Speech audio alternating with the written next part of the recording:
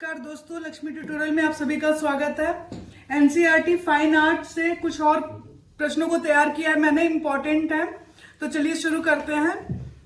निम्नलिखित में से सत्य कथन है। तो पहला कथन देखते हैं। अजंता की गुफाएं जातक कथाओं जैसे सिंघल अवदान, महाजनक जातक और विदुर पंडित जातक के माध्यम से भगवान बुद्ध के जीवन की घटनाओं को दर्शाती हैं। ये पहला कथन है। दूसरा है पद्मपाण और वज्रपाण की आकृतियां अजंता में आम है। तो ये दोनों कथन है और दोनों ही कथन बिल्कुल सही है कि जो अजंता की गुफाएं हैं उसमें जातक कथाएं कौन कौन सी हैं? सिंघल अवदान, महाजनक जातक और विदुर पंडित जातक, ये इनके माध्यम से भगवान बुद्ध के जीवन की जो घटनाएं हैं उनको दर्शाया गया है अजंता की गुफाओं में। और दूसरा है कि पद्मपाण और वज्रपाण की आकृतियां जो है वो अजंता में आम बात है, यानी नॉर्मली वो बनाई गई है, वो तो आम बात थी इन आकृतियों को बनाना। तो ये दोनों ही कथन बिल्कुल सही हैं। अजंता में मैंने आपको बताया था टोटल 26 गुफाएं हैं, जिसमें से जो 4 थी जो चैत्य गुफाएं थी। तो चलिए अगला प्रश्न देखते हैं। अजंता के महत्वपूर्ण संरक्षकों में शामिल है। अजंता की गुफाएं जब बनाई गई तो उसके संरक्षक कौन से थे? वराहदेव, उपेंद्र गुप्त, बुद्धभद्र और मथुरा दास। तो इसमें से कौन कौन है जो अजंता के महत्वपूर्ण संरक्षकों में शामिल है? वराहदेव, उपेंद्र गुप्त, बुद्धभद्र और मथुरा दास, ये सभी हैं। ये सभी जो है संरक्षक रहे। अगला प्रश्न है। निम्नलिखित कथनों में से सत्य कथन का चयन करें। वराहदेव वाकाटक नरेश हरिसेन का प्रधानमंत्री था। ये जो वराहदेव था, जो कि अजंता के महत्वपूर्ण संरक्षकों में ये शामिल है, ये जो वाकाटक नरेश हरिसेन था उनका प्रधानमंत्री था वराहदेव। दूसरा है उपेंद्र गुप्त वाकाटक नरेश हरिसेन का सामंत था। मतलब जो वराहदेव वाकाटक नरेश जो हरिसेन था उसका प्रधानमंत्री था, और जो कि उपेंद्र गुप्त है, उपेंद्र गुप्त भी संरक्षकों में शामिल है। तो ये कौन था? ये जो वाकाटक नरेश हरिसेन है उसका सामंत था। तो वराहदेव कौन हुआ? प्रधानमंत्री, और ये उपेंद्र गुप्त उसका सामंत हुआ। तो ये दोनों ही कथन बिल्कुल सत्य हैं। ध्यान रखिएगा, कई बार पूछ लेता है कि उनके सामंत कौन थे और वराहदेव किसके राज में थे, तो ये सब पता होना चाहिए हमें। तो वराहदेव वाकाटक नरेश हरिसेन का प्रधानमंत्री था, और उपेंद्र गुप्त कौन था? उसका हरिसेन का कौन था? सामंत था। तो ये दोनों ही कथन बिल्कुल सही हैं। चलिए अगला प्रश्न देखते हैं। निम्नलिखित कथनों पर विचार कीजिए। पहला कथन है एलोरा की गुफाएं, अभी हमने अजंता देखा, अब एलोरा की गुफाओं को देखते हैं। एलोरा की गुफाएं अजंता से 100 किलोमीटर की दूरी पर स्थित है। तो अजंता कहाँ पे? वो अजंता की गुफाएं मैंने बताया था कि महाराष्ट्र में औरंगाबाद, तो वहीं औरंगाबाद में ही ये भी एलोरा की गुफाएं हैं, जो अजंता की गुफाएं उनसे 100 किलोमीटर की दूरी पर है एलोरा की गुफाएं।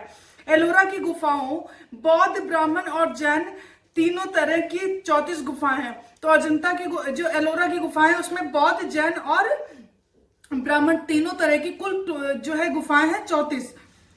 तीसरा कथन है ईसा की 5वीं शताब्दी से 11वीं शताब्दी तक के 3 भिन्न भिन्न धर्मों के मठ या धर्म भवन एक साथ पाए जाते हैं। तो ईसा की 5वीं शताब्दी से लेकर 11वीं शताब्दी तक के 3 भिन्न भिन्न धर्म या मठ या धर्म या भवन यहाँ एक साथ पाए जाते हैं। चौथा है कि एलोरा की गुफाएं और औरंगाबाद की गुफाएं बौद्ध और ब्राह्मण धर्मों के अंतरों को दर्शाती हैं। तो एलोरा की जो गुफाएं हैं वो और औरंगाबाद की गुफाएं ये बौद्ध और ब्राह्मण धर्म के अंतरों को दर्शाती हैं। इनमें से हमें बताना है कौन सा सत्य कथन है। ये सभी कथन जो है सत्य हैं।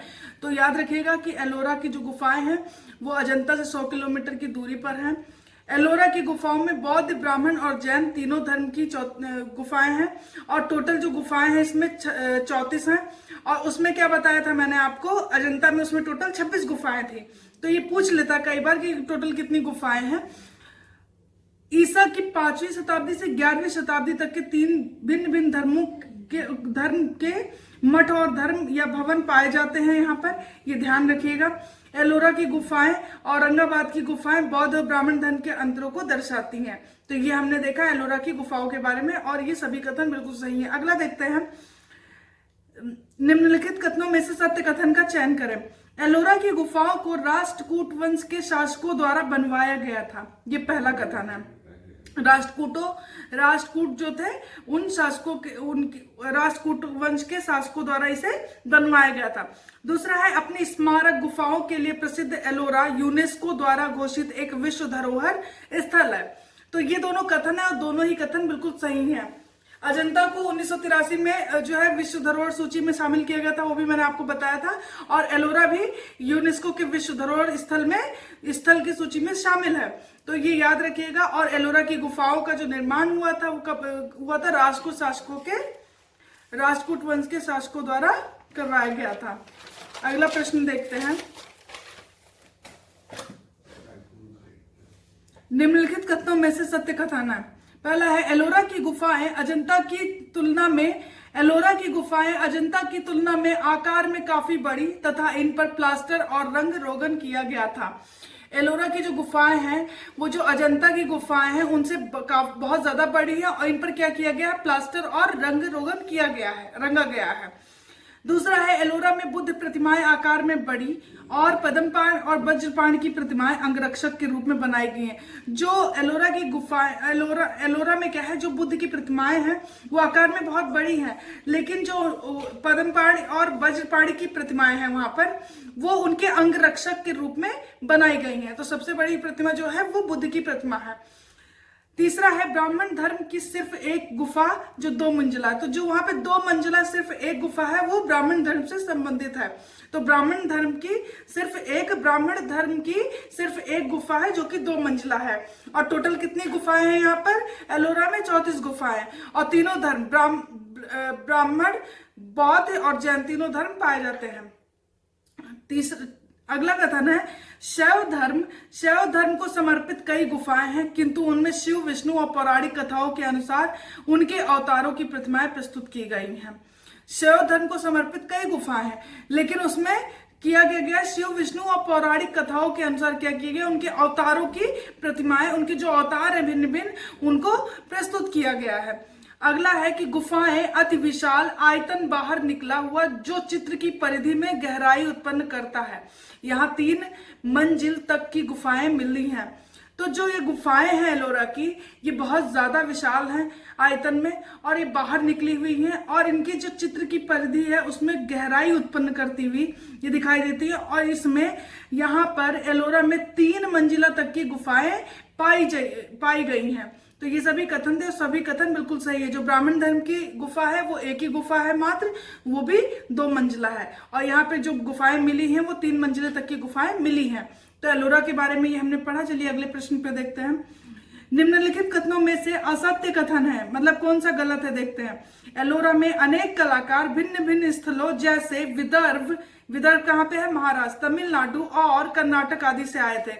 तो जब भी अलग अलग जगह से, अलग अलग स्थानों से लोग आएंगे तो वहां की जो शैली होगी वो उसके भी उसमें दिखेगा ना, कि जैसे तमिलनाडु से आया तो दक्षिण भारत में जो शैली बहुत ज्यादा फेमस होगी वो भी उसमें दिखती है।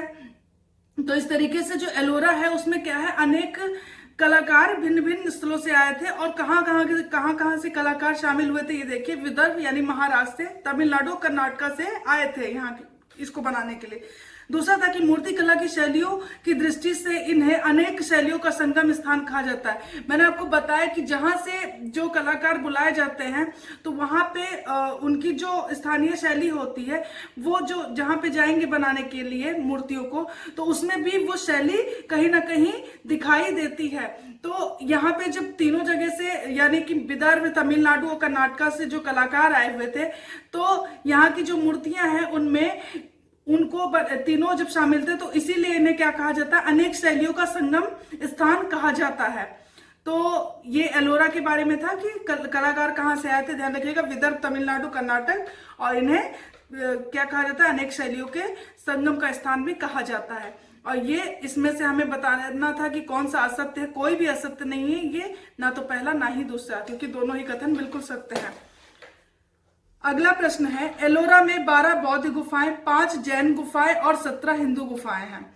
ये पहला कथन है कि एलोरा में टोटल मैंने बताया था 34 गुफाएं हैं, उसमें से 12 बौद्ध गुफाएं हैं, 5 जैन गुफाएं और 17 हिंदू गुफाएं हैं।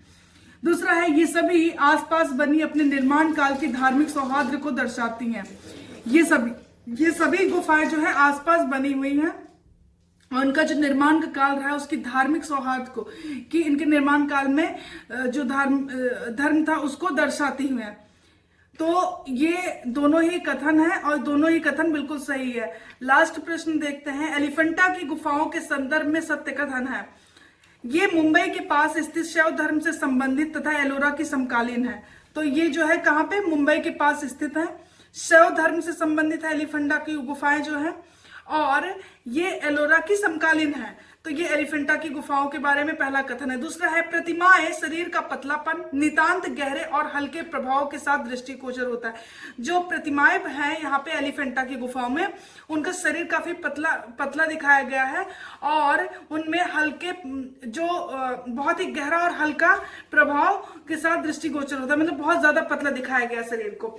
मिट्टी की छोटी छोटी आकृतियों से प्रकट होता है कि पत्थर की धार्मिक मूर्ति कला के साथ स्थानीय परंपरा भी चलती रही थी। तो जो मिट्टी की छोटी छोटी आकृतियां पाई गई हैं उनसे ये पता चलता है कि जो पत्थर की धार्मिक मूर्ति कला है उसके साथ साथ जो स्थानीय परंपरा थी वो भी चलती रही होगी। तीसरा है, कुछ लघु मूर्तियां विश्वास के आधार पर कष्टों तथा पीड़ाओं के निवारण के लिए बनाई गई हैं। कुछ लघु मूर्तियां विश्वास के आधार पर कष्ट और पीड़ाओं के निवारण के लिए बनाई गई हैं। तो कुछ मूर्तियां ऐसी रही होंगी जिससे स्थानीय लोग जो है, जो स्थानीय परंपरा रहेगी उसके लिए जो वो लोग विश्वास करते होंगे जिस पर, उसकी मूर्ति बनाए होंगे। तो कुछ ऐसी छोटी छोटी मूर्तियां पाई गई हैं जो लोग आस्था रखते हैं जिस भी देवी देवता पे या जो भी, तो उनकी मूर्तियां बना के उसे क्या वो मूर्तियां पाई गई हैं, लघु मूर्तियां, कुछ छोटी छोटी मूर्तियां। अगला है, चट्टानों में काटी गई गुफाओं की परंपरा दक्कन में जारी रही। ये गुफाएं महाराष्ट्र कर्नाटक में चालुक्यों के संरक्षण, मुख्य रूप से बादामी व ऐहोली में, और आंध्र के विजयवाड़ा क्षेत्र में तमिल में पल्लव राजाओं के संरक्षण में।